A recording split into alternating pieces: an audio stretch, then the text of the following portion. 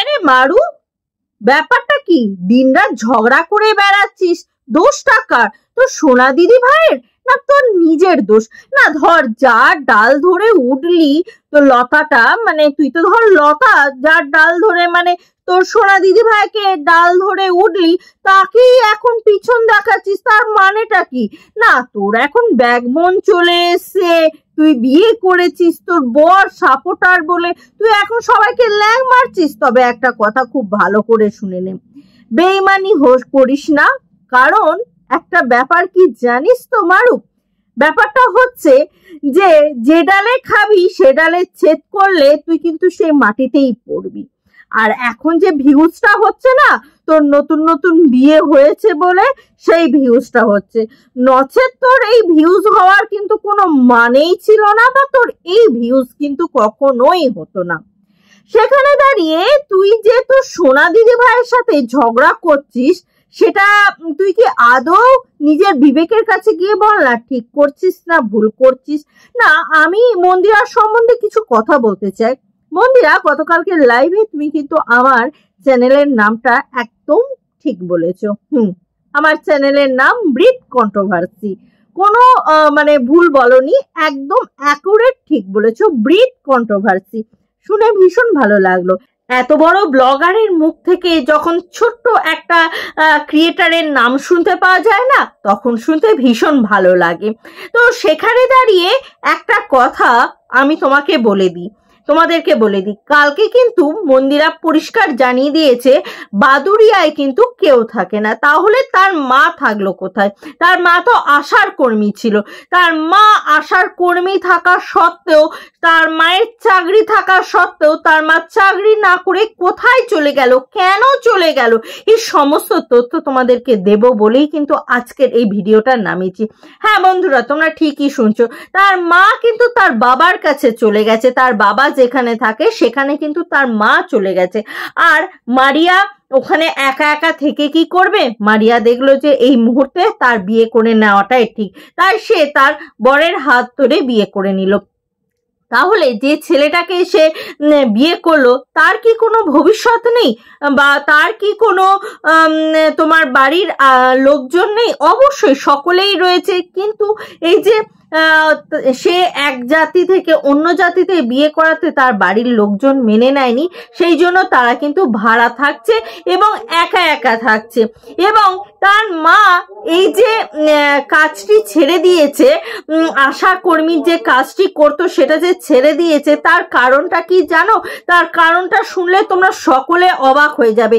তার মেয়ে দিন রাত লক্ষ লক্ষ টাকা রোজগার করছে। তার মা ভাবলো আমি আর এই মানে দুটো টাকার জন্য কেন গতর খাটিয়ে এত কষ্ট করব, তার উপরে তার এত বড় একটা অপারেশন হয়েছে।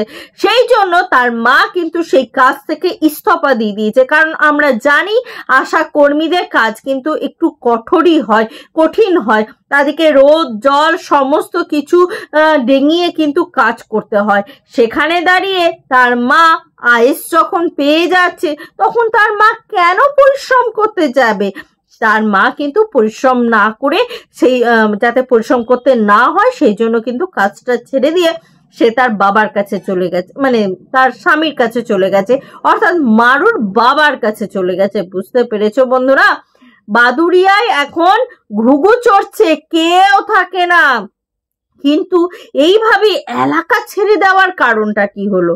তার কারণ হচ্ছে তাদের হিন্দু বাড়ির মানে মুসলিমদের সাথে হিন্দু বাড়ির এই মেলামেশাটা সকলেই পছন্দ করছিল, কিন্তু তাকে একেবারে বিয়ে করে নেওয়া, এই জিনিসটা এখনো অব্দি, ওটা গ্রাম সাইড তো সেই জন্য সেই সমাজ এখনো মেনে নিতে পারেনি ছেলেটির বাড়ি থেকে।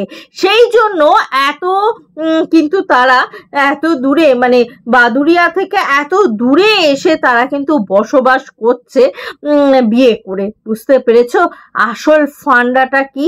আর দেখবে মারিয়া দুদিনের মধ্যেই তোমাদেরকে কিন্তু খুব তাড়াতাড়ি একটা সুখবর দেবে। কি সুখবর দেবে সেটা তোমরা কে কে গেস করতে পারছো অবশ্যই আমার কমেন্ট বক্সে কমেন্ট করে জানাও। আর যারা গেস করতে পারছো না তারা আমার পরবর্তী ভিডিওর জন্য ওয়েট করে থাকো। অবশ্যই তোমাদেরকে আমি সমস্ত খবর জানিয়ে দেবো।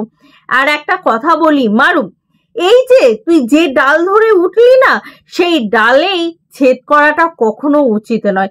সেই ডালে যদি ছেদ করিস না, তাহলে কিন্তু আর যাই হোক না কেন তুই হুড়মুড়িয়ে মাটিতে এসে পড়বি। কারণ দেখ, ভিউয়ার্স কিন্তু কারোর বাবার নাম, আর ভিউজও কিন্তু কারোর বাবার নাম। এইরকম তোর মতন ব্লগ ভিডিও কিন্তু সকলে দিচ্ছে, অনেকে দিচ্ছে তো এবার মানুষ কাকে দেখবে কাকে দেখবে না সেটা কিন্তু নির্ভর করে শুধুমাত্র মানুষের ভালোবাসা পছন্দের ওপরে। যে মানুষগুলো এখন তোকে ভালোবাসে পছন্দ করছে, সেই মানুষগুলো দীর্ঘ বছর ধরে তোকে ভালোবাসবে এরকম কোনো মানে নেই। কারণ ভালোবাসতে গেলে মনটাকে ভালো করতে হয়। তোর মতন এরকম মনে হিংসা, রাগ, দ্বেষ পোষণ করে সে আর ভালো মনের মানুষ হতে পারে না। আমি কালকে লাইভেও কিন্তু লাইভে শুধু বললে নয়, আমি যতবার মন্দিরাকে নিয়ে নেগেটিভ বলেছি, পজিটিভ বলেছি, যাই বলেছি, নো ম্যাটার, আমি সেখানেই কিন্তু স্বীকার করেছি যে মন্দিরার মতন কিন্তু ভালো মনের মানুষ কিন্তু দেখা যায় না।